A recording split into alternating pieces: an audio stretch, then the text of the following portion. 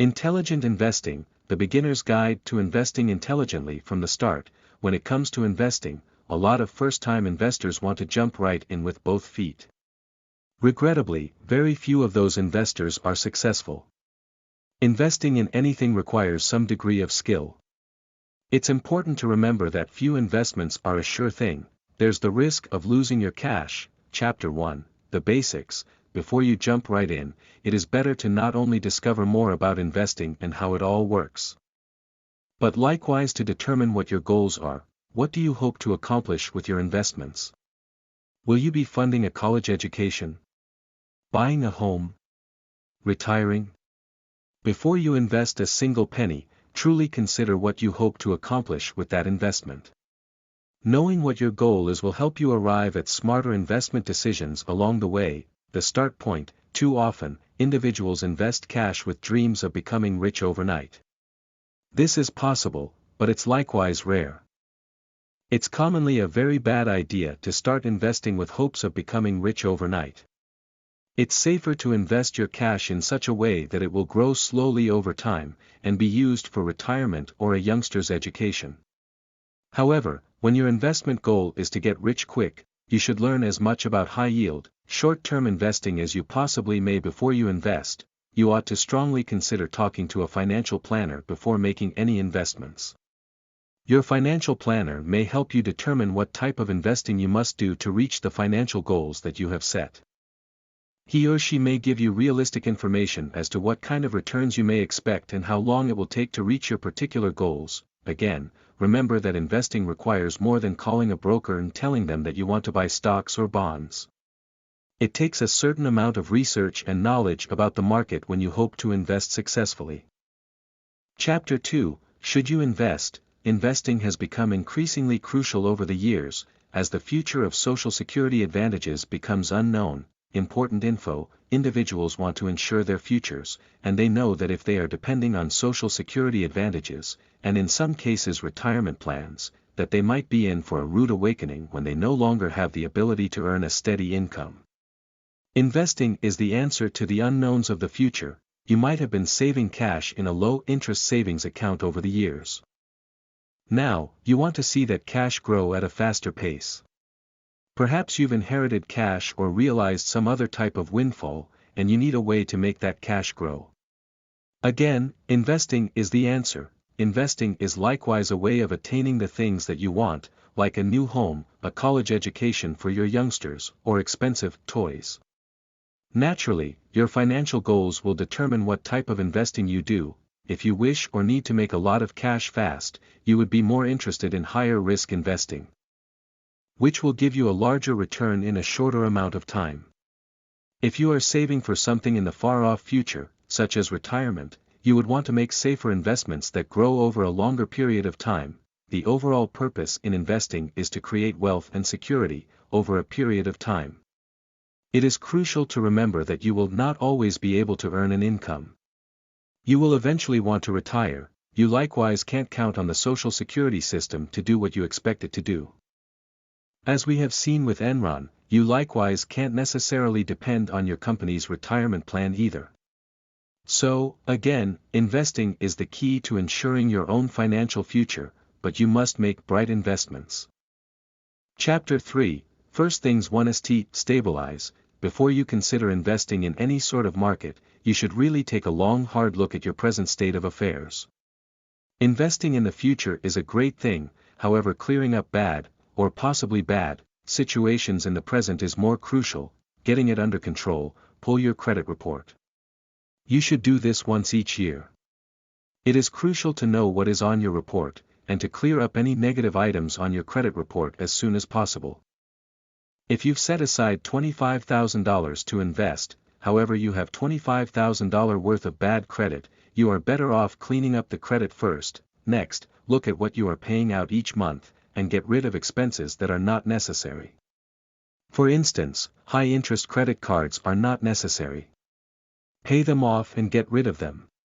If you have high-interest outstanding loans, pay them off as well. If nothing else, exchange the high-interest charge card for one with lower interest and refinance high-interest loans with loans that are lower interest. You might have to utilize some of your investment funds to take care of these matters, however in the long run, you'll see that this is the wisest course. Get yourself into great financial shape, and then enhance your financial state of affairs with intelligent investments. It doesn't make sense to begin investing funds if your bank balance is always running low or if you're clambering to pay your monthly bills. Your investment dollars will be better spent to rectify adverse financial problems that affect you every day. While you are in the process of getting through your present financial state of affairs, make it a point to educate yourself about the various types of investments. This way, when you are in a financially intelligent state of affairs, you will be armed with the knowledge that you need to make equally intelligent investments in your future. Chapter 4, Making Extra Assets. There are a lot of books and educational plans written about how to buy assets wisely. For many people, buying assets is the most beneficial plan for them. But if you've aspirations of acquiring assets so you can eventually invest, the question is, are you willing to produce your assets rather than purchase another person's assets? Build It Up. This book is about passive income, and it's about how to take a thought and turn it into an asset that will develop additional assets. It isn't only about how to bring in a lot of income, it's likewise about how to keep the income that assets bring in and have it produce even more assets in addition to the investing. It discloses how a lot of the wealthy individuals came to gain most of the income, so if this is intriguing to you, then please go on. The brain teaser is, how do you produce an asset without spending income to get it? There are individuals who purchase assets and there are individuals who produce assets. A lot of individuals have ideas that may make them wealthy beyond their wildest aspirations. The issue is, most individuals have never been instructed how to place a business structure within their ideas, and so a lot of their ideas never take form or stand alone. If you wish to be among the people who have extra money to invest, you'll need to understand how to establish a business structure inside your creative ideas. Once you first try to turn your ideas into a personal fortune, a lot of individuals will state, "You can't achieve that." Always recall that nothing obliterates your awesome ideas more than individuals with little ideas and restricted imaginations. The hurdle in turning our ideas into a $1 million or even a $1 trillion asset is often the fight between our own spirits and our own, often average, brains. You have to be a firm spirit and firm in your convictions to turn your thoughts into fortunes. Even if you comprehend the procedure through which you ideas may make you wealthy, forever remember that awesome ideas only turn into grand fortunes if the individual behind the idea is likewise willing to be awesome. It's often hard to keep if everyone around you is saying, you can't achieve it. You have to be a really solid spirit to withstand the doubt of those around you. But your spirit must be even less attackable if you're the individual stating to yourself you can't achieve that. This doesn't mean that you go blindly on not hearing the great and bad ideas of your friends or yourself. Their ideas and input ought to be listened to and often utilized if their ideas are better than yours. But at this moment, I'm not talking to you about simple ideas or advice. What I'm speaking to you about is more than simply ideas. I'm discussing your emotional state and the will to go on even if occupied with doubt and out of great ideas. No one may tell you what you will be able to or can't accomplish in your life, only you are able to regulate that. Your own grandness is often found at the end of the road. And once it comes to turning your thoughts into income, there are a lot of times if you reach the end of the road. The end of the route is if you're out of thoughts, out of income, and filled up with doubt. If you're able to discover in yourself the spirit to continue, you'll discover what it truly takes to turn your ideas into awesome assets. Turning a thought into a grand fortune is more a matter of human spirit rather than the power of the human brain. At the end of each route, the person discovers his or her spirit. Discovering your spirit and making it solid is more crucial than the idea or business you're formulating. Once you discover your entrepreneurial spirit, you'll forever be able to take really average ideas and turn them into over-the-top fortunes and have money to invest. Forever remember, the world is filled with individuals with awesome ideas and very few individuals with grand fortunes. Chapter 5, Strategy and Style. Because investing is not a sure thing in most cases, it is much like a game. You don't know the outcome until the game has been played and a winner has been declared. Anytime you play almost any sort of game, you have a scheme. Investing isn't any different. you require an investment scheme. Knowing what your risk tolerance and investment style are will help you choose investments more wisely. While there are many different types of investments that one can make, there are really only 3 specific investment trends, and those 3 trends tie in with your risk tolerance. The 3 investment trends are conservative, moderate, and aggressive. Thing to understand: an investment scheme is basically a plan for investing your cash in various sorts of investments that will help you meet your financial goals in a particular amount of time. Each sort of investment contains individual investments that you must select from. A clothing store sells clothes, but those clothes consist of shirts, pants, dresses, skirts, undergarments, etc. The stock exchange is a type of investment, but it contains assorted sorts of stocks, which all contain different companies that you are able to invest in. If you haven't done your research, it may quickly become very confusing, merely because there are so many assorted sorts of investments and individual investments to select from. This is where your scheme, combined with your risk tolerance and investment trend, all come into play. If you're new to investments, work closely with a financial planner before making any investments. They'll help you develop an investment scheme that won't only fall inside the bounds of your risk tolerance and your investment trend, but will also help you accomplish your financial goals. Never invest cash without having a goal and a scheme for reaching that goal. This is essential. Nobody hands their cash over to anyone without knowing what that money is being used for and when they'll get it back. If you don't have a goal, a plan, or a scheme, that's essentially what you're doing.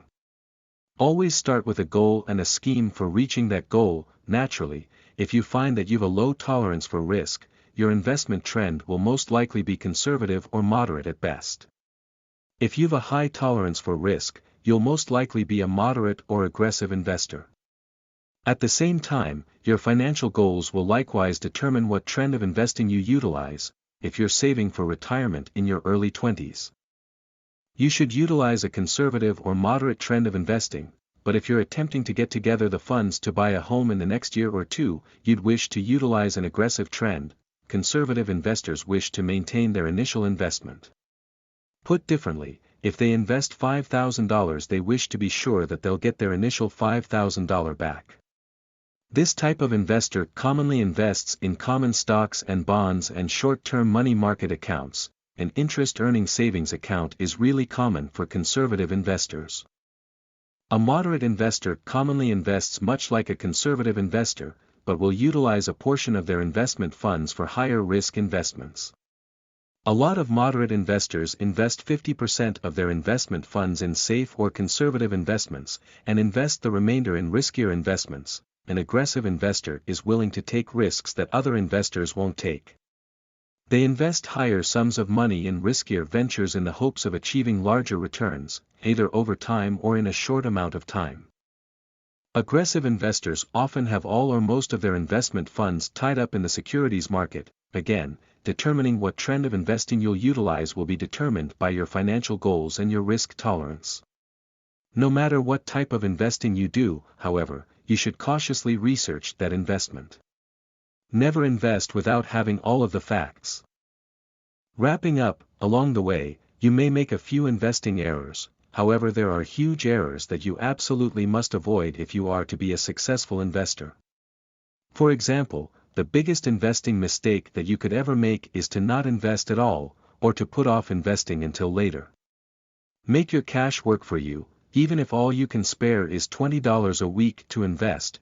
While not investing at all or putting off investing until later are huge errors, investing before you are in the financial position to do so is another huge mistake. Get your present financial situation in order first, and then start investing. Get your credit squared away, pay off high-interest loans and charge cards, and put at least 3 months of living expenses in savings. Once this is done, you're ready to start letting your cash work for you.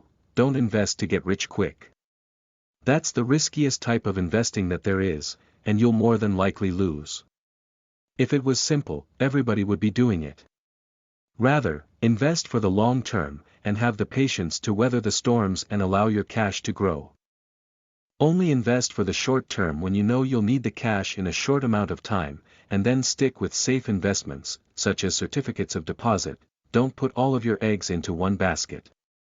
Scatter it around assorted types of investments for the best returns. Likewise, don't move your cash around too much. Let it ride.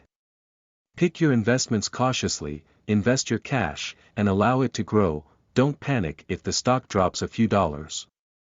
If the stock is a stable stock, it will go back up. A common error that a lot of individuals make is thinking that their investments in collectibles will truly pay off.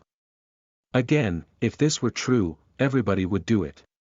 Don't count on your Coke collection or your book collection to pay for your retirement years. Count on investments made with cold hard cash rather. Please hit the subscribe button for the support of our channel and share our videos for more new upcoming content. We are very happy to create new ideas and review for everyone. God bless and happy listening.